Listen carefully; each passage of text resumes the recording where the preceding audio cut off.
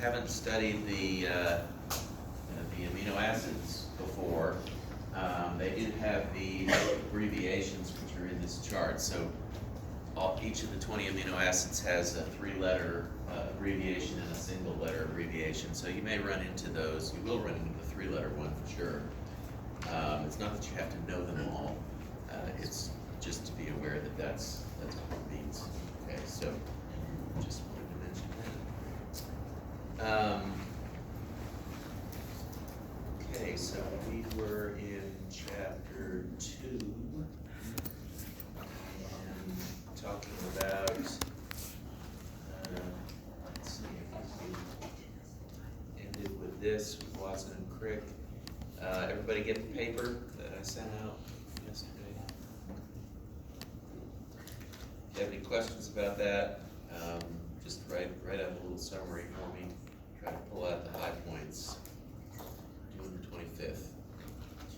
All right.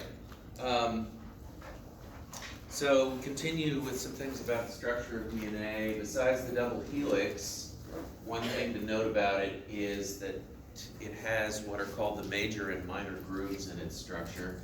And you can see on the left there that as the helices wind around each other, they leave these spaces. One is a bit wider than the other. Why is that important? Well, because that is often where proteins grab onto the DNA molecule when they interact with it. So if you hear those terms, major and minor groove, that's what it refers to. In addition to that, this is a little bit of a esoteric detail, I guess, but we always, usually when we think about DNA, we think about it in its most common form, which is called the V form. But it does exist in other configurations. This is the A form, and this is the Z form. The A and B forms are what we call a right-handed helix, which refers to the direction in which the strands wind around each other, or the relationship, whereas Z is a left-handed helix. And the practical importance of these things is that they can sort of affect how DNA interacts with other things inside the cell. So it can assist in unwinding when you need to get access to the genes. And you can see when you look down on these forms from the top that they're different in terms of how much space they take up. Okay.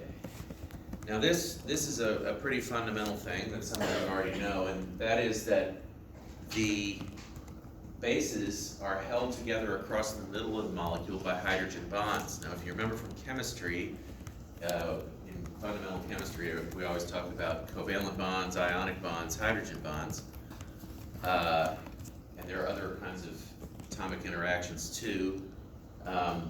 Covalent bonds are the strongest kind of bond. They are about 5 times stronger than a hydrogen bond. And this is, again, part of the genius of the DNA molecule, that the sugar phosphate backbones are all covalent bonded, but the bases are hydrogen bonded across the middle. And I always use the zipper analogy for the DNA molecule because it really is very much like that. The sides of a zipper are sewn in very strongly, but the little hooks across the middle, if you have just one pair of hooks, it's easy enough to pull them apart, right? But when you have the entire length of the zipper, it's much harder to pull it apart, and the way that a zipper works is it splits from one end and moves down one at a time. And that is how DNA comes apart as well most of the time. You want those hydrogen bonds to be weak enough to come apart when they need to, but strong enough in a group to hold the molecule together. And so that's another important part of the structure. But most fundamentally on this slide, A and T have 2 hydrogen bonds between them, and G and C have 3. And so the GC pair is stronger than the AT pair, and this makes a difference in the melting temperature or the denaturing temperature of a molecule of DNA. The more GC it has in it, the harder it is to get it apart, and so it requires a higher temperature to do that. Yeah. This we've already talked about. The two chains are antiparallel, but this is just a little bit of a clearer diagram about what that looks like. You see that the strand on the right is what you might call upside down with respect to the one on the left. And so the sugars are oriented the opposite direction on the two strands. Oh, and also just to reiterate, the 3' end is so called because it terminates in a hydroxyl group on that 3' carbon, and the 5' terminates in a phosphate group on the 5' carbon. The phosphate group can be removed chemically with an enzyme called a phosphatase. Sometimes we do this in the lab, and if you remove the phosphate group from the 5' end, that DNA strand cannot bind to another DNA strand, okay? So if you want to keep DNAs from coming back together on their ends, one way to do that is to chop off that phosphate group, and then you can't form that bond, okay? So that becomes important in the lab also. And we're going to mention radioactive labeling of DNA as another thing that we do in the lab. And very often that is done by adding a radioactive phosphorus atom to it. The easiest way to do that is called end labeling, where you simply tag a radioactive phosphate group on the 5' end. Okay, so there's the opposite directions.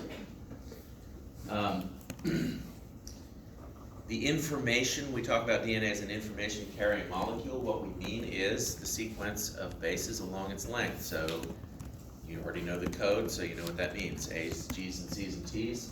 That sequence is where the information resides.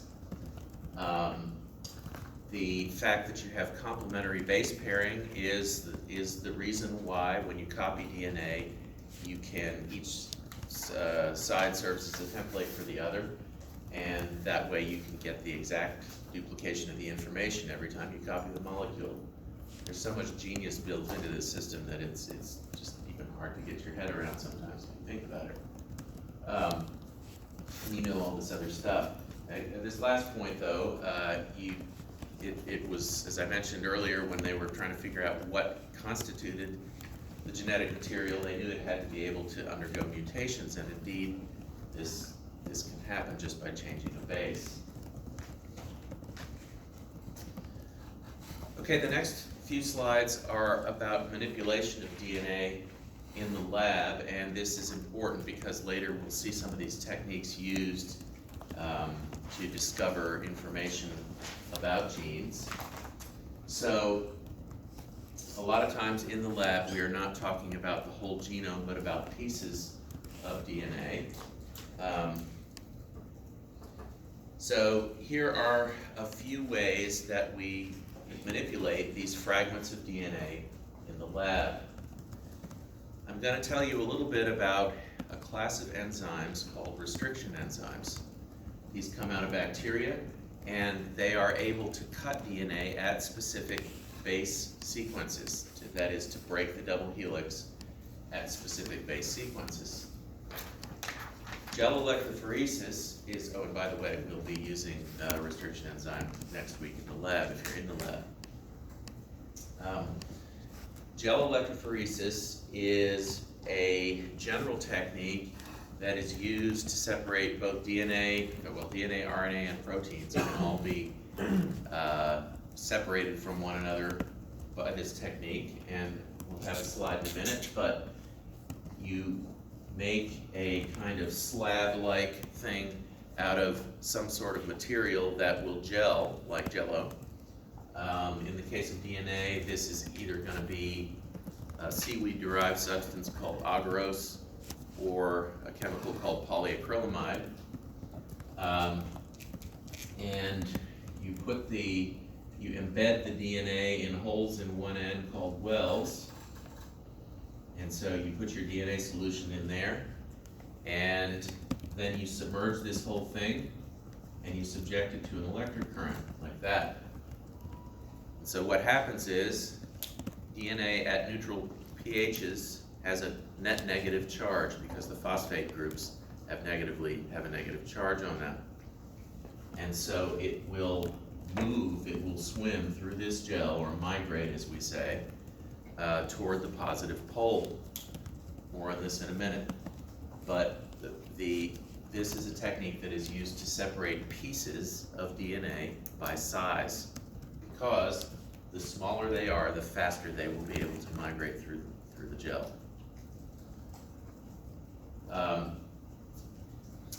We use hybridization of nucleic acids, DNA and RNA, to be able to identify a specific fragment, because let's say you run DNA through a gel, let's say you've got a couple of different fragment sizes, and they separate out here, then all the fragments, let's say you've got 3 sizes of fragments, and they are going to all group together in all the molecules of the same size will run the same way in the gel, and that forms what we call a band. And so let's say this is 1,000 bases long, and this is 2,000, and this is 3,000. And let's say that you are interested in a particular gene, and that gene is contained within this 2,000 base pair fragment, but not the others. Well, you can't see DNA, and so initially this is an invisible process. But you can stain DNA. There are stains that will stick to it, and so you can visualize the bands that way, but that still doesn't tell you where your gene is. So how do you identify that gene? You take a stretch of DNA, going into more detail than I should on this slide, that will base pair with the gene of interest, and under the right conditions, it will base pair to the DNA in that band, and so you know your gene is located there in that band. And then lastly, polymerase chain reaction, or PCR. If you are in the lab, we talked about this. Is a technique used to specifically copy fragments of DNA and make many copies of it so you can study them or use them. And so this is just a kind of a shotgun view of some of these techniques. Now let's look at them a little more. So I mentioned that restriction enzymes will cut or break or cleave, is the word we usually use, DNA at specific sequences. So they are like chemical scissors that cut the DNA, but not just anywhere. Now there are enzymes that will cut it just anywhere, and those are called endonucleases. And indeed, these are restriction endonucleases.